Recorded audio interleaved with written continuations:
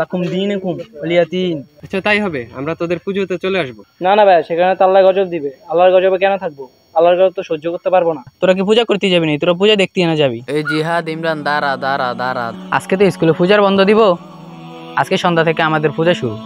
অনেক মজা করবো, অনেক আনন্দ করবো। তোরা তো থাকবি না, তোদের জন্য অনেক মন খারাপ হবে। আরে দিত্য, এখানে মন খারাপ করার কি আছে? আর মাত্র কিছুদিন তো আছে। হ্যাঁ, আর এক সপ্তাহ তো, তারপর তো আমরা দেখা করতেছি। চল সবাই মিলে একটা কাজ করি। তোরা সবাই আমাকে বাড়ি চলে আসিস।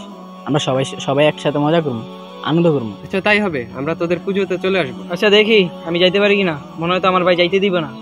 আরে যাইতে দিবে না কা? তোরা কি পূজা করতে যাবি না? তোরা পূজা দেখতে না যাবি? সমস্যা কি? আরে সমস্যা নেই, আমি তোদের বাড়ির সামনে দাঁড়িয়ে থাকবো, তুই আমার সাথে চলে আসিস। আচ্ছা দেখি, আমি যদি আসতে পারি তাহলে তো আসমই। জিয়াদ, এত তাড়াহুড়া করে কই যাও? আমার এক হিন্দু বন্ধু আছে, আমাকে আর ইমরানকে দাওয়াত দিছে ওদের পূজাতে। আমরা সবাই মিলে যাবো ওদের পূজাতে। আচ্ছা জিয়াদ, পূজা কাদের উৎসব? হিন্দুদের।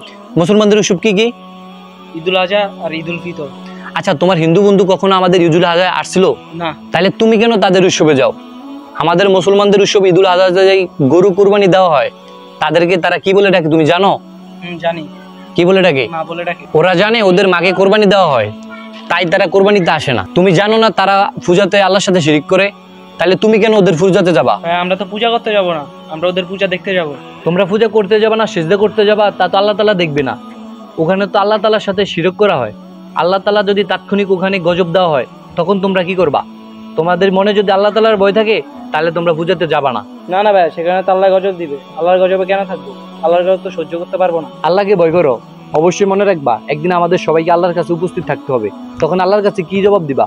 ওখানে তো শিরক হবে, গান বাজনা হবে, এগুলো সম্পূর্ণ ইসলামী নিষেধ। আচ্ছা ভাইয়া, আমি চল যাই। ঠিক আছে, আল্লাহর ভয় থাকলে ঘরে যাও। এই জিহাদ, তুই বেটা কালকে আমার সাথে এটা না করলেও পারতি।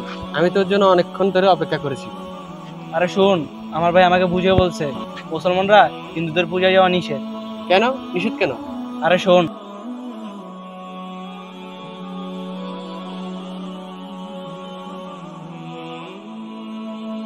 জিহাদ, ইমরান, দাঁড়া। কিরে, কালকে তোদেরকে এত করে বললাম, তোরা আসলি না? সরি দীপ্ত, আমাদের নিষেধ ছিল তাই আসতে পারি না। নিষেধ? কিসে নিষেধ? কে নিষেধ করছে? আমি এত তোদের জন্য নানা রকম ফল রাখছি, প্রদীপ রাখছি। যেমন আমরা আমাদের কুরবানিতে তোদের নতুন একটা পশুকে জবাই করি, ঠিক তেমনই তোরা তোদের পূজায় আমাদের প্রতিপালক আল্লাহর সাথে শিরিক করিস, তাই তোদের পূজা আমরা যাই না। শিরিক আবার কি?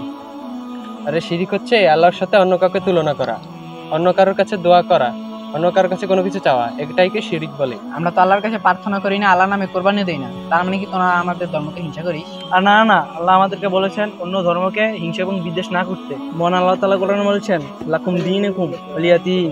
তোমাদের ধর্ম তোমাদের, আমাদের ধর্ম আমাদের। ও আচ্ছা, সুন্দর তো। লাকুম দীনুকুম, তারপর কি জানি? লাকুম দীনুকুম ওয়ালিয়া দীন।